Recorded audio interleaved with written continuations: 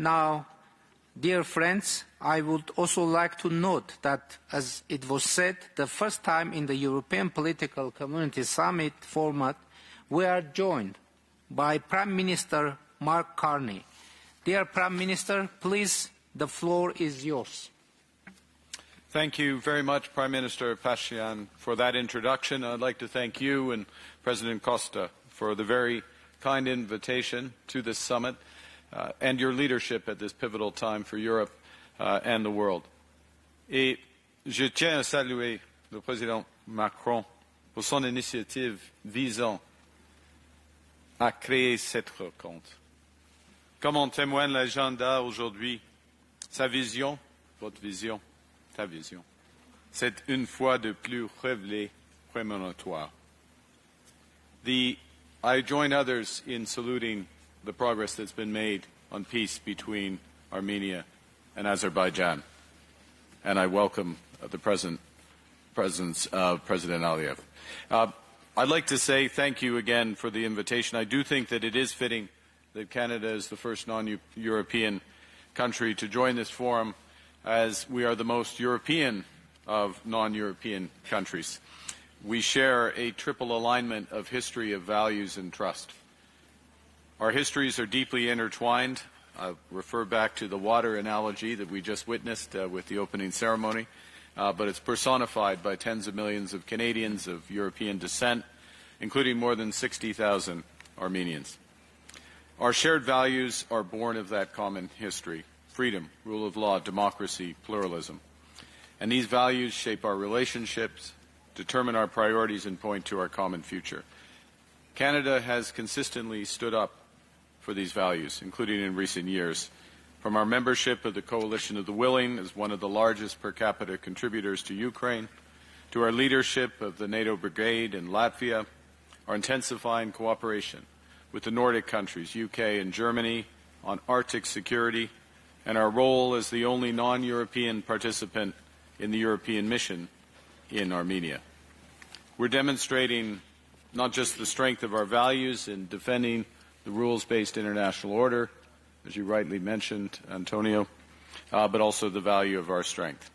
And that's necessary because the world is undergoing a rupture across several dimensions: in technology, in energy, in commerce, and geopolitics. Integration is being used as a weapon by some, and the rules are not constraining the hegemons. Now, we have to actively take on the world as it is, not as we wish it to be. We know nostalgia is not a strategy, but we don't think that we're destined to submit to a more transactional, insular, and brutal world. And gatherings such as these point to a better way forward. I think I'll close my remarks with a few observations on strategic autonomy, recognizing that security and prosperity today extend well beyond the traditional areas of food, energy, and defense, important as they are, to include space-based communications, semiconductors, digital sovereignty, critical minerals, independent payment systems, clean energy, and vaccines. And our strategic imperative is to build these sovereign capabilities with the most trusted partners, and that creates enormous opportunities for partnership between Canada and Europe. We view ourselves as highly complementary to your economic and security goals. That's demonstrated through the work we're doing with the presidencies on the new EU-Canada Strategic Partnership of the Future, building deeper relationships from digital to defense, supply chains to security. We're honored to be the first non-European country as part of the EU SAFE initiative. We would observe that in the last year, we have struck $18 billion worth of critical minerals deals across 20 of the world's leading critical minerals. The way to look at this is we are warehousing these to look for government-to-government deals with our close partners and under the rubric of the G7 first and foremost, but then more broadly. We're working with European partners across the technology stack, from hardware, cloud infrastructure, artificial intelligence, and space. And as we'll discuss later, we are an energy superpower, third largest oil producer, fourth largest natural gas, largest hydro renewable base. We're committed to addressing climate change. while providing reliable, affordable energy to our citizens and partners.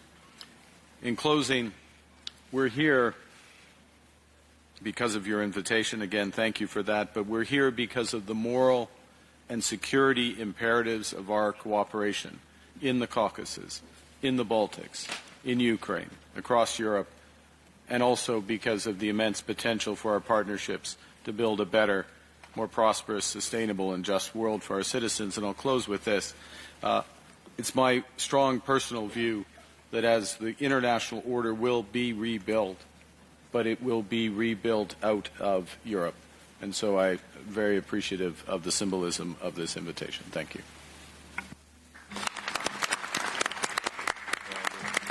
Thank you, Prime Minister, for your insightful and valuable remarks. Excellencies, dear friends, let me express my appreciation to all speakers for their thoughtful and substantive contribution, which have set the tone for our discussions today.